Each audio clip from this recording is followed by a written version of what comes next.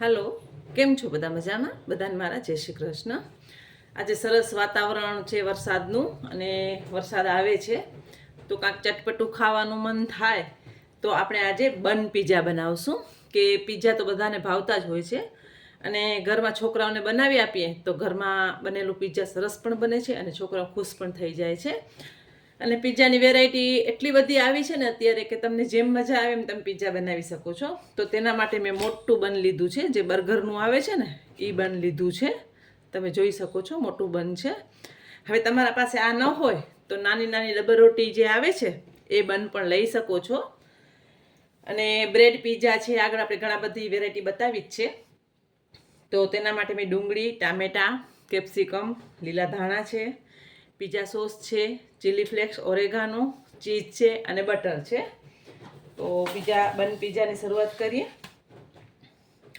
હવે આમાં તમને જે ભાવતા હોય એ શાકભાજી નાખી શકો છો, મકાઈ નાખી શકો છો, 3 કલરના કેપ્સિકમ નાખી શકો છો. પણ અત્યારે હું એટલી ઇઝી રેસીપી બતાવું છું ને કે બધાના ઘરમાં હોય, કેમ કે બધાના ઘરમાં 3 કલરના કેપ્સિકમ નથી હોતા, ઘણીવાર મકાઈ નથી હોતી. તો આપણે જે વસ્તુ છે એનામાંથી જ ટેસ્ટી રેસીપી બનાવશું. તો પહેલાં આવી રીતે આ બન છે એને અડધું થોડું થોડું કાપવાનું છે, આખું નથી કાપવાનું, થોડું થોડું જ કાપવાનું છે કે આવી રીતે આમ ખુલ્લું થઈ શકે.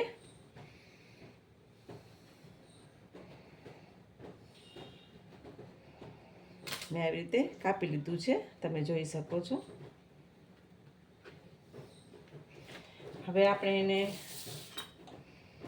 જે મસાલો કરવાનો છે એ બનાવી લઈએ.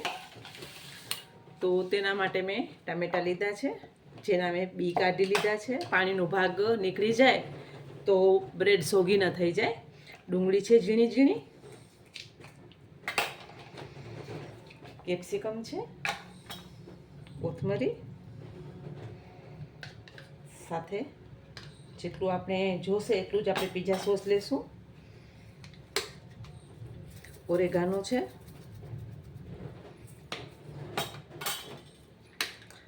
ચીલી ફ્લેક્સ છે. હવે આ મસાલામાં તમને જે મસાલા ગમતા હોય, ઓરેગાનો છે, મિક્સ હર્બ્સ છે, પીઝા પાસ્તા મસાલો છે, એ તમે લઈ શકો છો.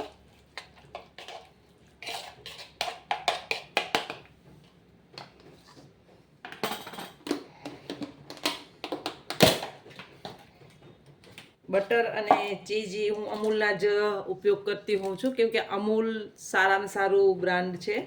અને સારી કોઈ બ્રાન્ડની હું જાહેરાત નથી કરતી, પણ એની વસ્તુ સારી આવતી હોય છે.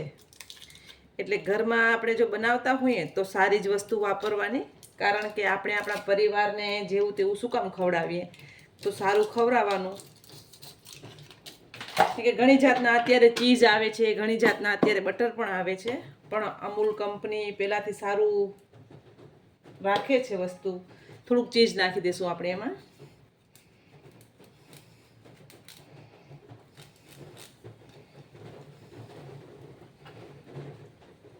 તો પછી આપણે આપણા છોકરાઓને અને ઘરવાળાઓને સારું જ ખવડાવવાનું.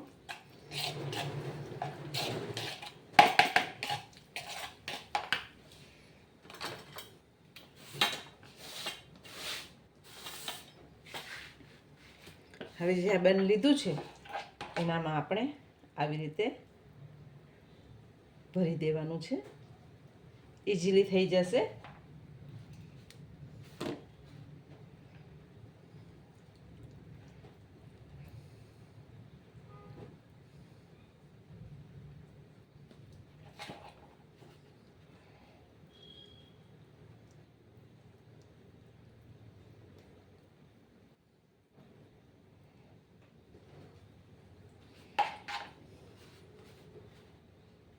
છોકરાઓને અલગ અલગ વેરાયટી બનાવીને આપીએ છીએ ને તો છોકરાઓ ખુશ થઈ જાય છે.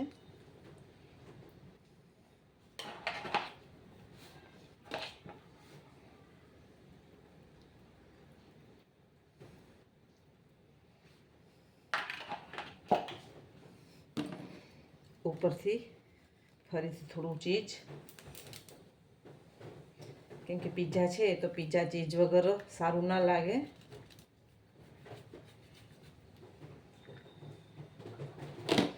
થોડાક મસાલા ઉપરથી આપણે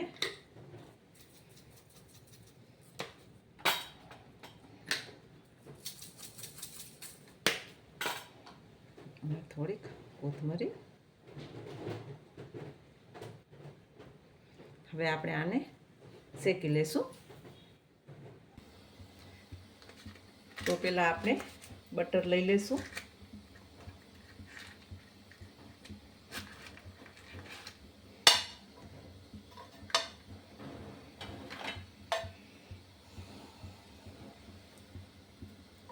અને ઉપરથી પણ થોડુંક બટર એમાં નાખી દઈશું. હવે તમારા પાસે કાંઈ એવું કાચનું ઢાંકણ હોય તો તમે ઢાંકી શકો છો, અથવા કોઈ પણ એવું વાસણ તમારા પાસે હોય એ તમે એના ઉપર ઢાંકીને થોડીક વાર ચીઝ મેલ્ટ થાય ત્યાં સુધી રહેવા દેવાનું છે. આ હું તમને બતાવું છું, કારણ કે બધાના ઘરમાં બધી વસ્તુ નથી હોતી.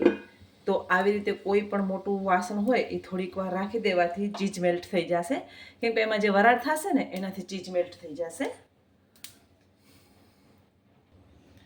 જો તમારા ઘરે માઇક્રોવેવ કે ઓવન હોય તો તમે તેનો ઉપયોગ પણ કરી શકો છો, પણ બધાના ઘરમાં નથી હોતું. મારા ઘરે માઇક્રોવેવ અને ઓવન બંને છે, પણ જો હું એમાં કરીને બતાવું ને તો ઘણી લેડીઝોને કન્ફ્યુઝ થાય કે આપણે ઘરે કેવી રીતે કરવું, એટલે હું આવી રીતે બતાવું છું. તો હવે આપણે જોઈ લઈએ. તમે જોઈ શકો છો ચીઝ એકદમ સરસ મેલ્ટ થઈ ગયું છે. સર્વ કરી લેશું.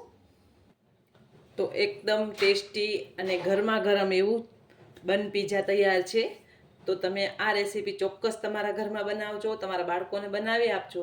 અને ઘરમાં કોઈ મહેમાન આવે તો આની તૈયારી કરીને રાખી દેવાની, અને જ્યારે આવે ત્યારે એસેમ્બલ કરી અને એને થોડુંક શેકી લેવામાં આવે તો સરસ ગરમા ગરમ બન પીઝા તૈયાર થઈ જાય છે. તો બહુ ટેસ્ટી છે, સરસ લાગે છે, અને ઘરની સામગ્રીમાંથી જ બને છે. એક આપણે બ્રેડ રાખવી પડે છે ઘરે, કે બ્રેડમાં તમે કોઈ પણ વેરાયટી મેં તમને કીધું એમ લઈ શકો છો. તો ચોક્કસ આ રેસીપી બનાવજો. બધાને મારા જય માતાજી.